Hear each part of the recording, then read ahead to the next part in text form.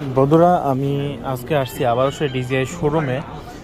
এখন শোরুমে আসার পরে আমি এনাদের সাথে কথা বললাম। ইনি ডিজিআইয়ের হচ্ছে মানে এইখানকার শোরুমের যিনি আর কি অফিস সেলার আর কি ইনি আছেন। আমার বন্ধু এখন রেস্টে আছে।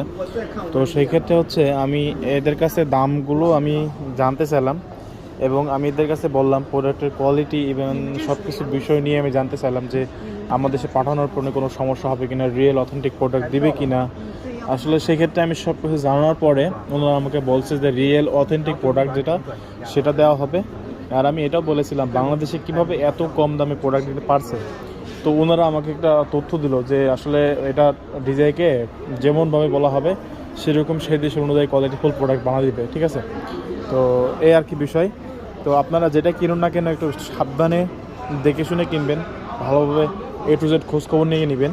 আমি এখন ডিজিআই শোরুমে আছি বন্ধুরা।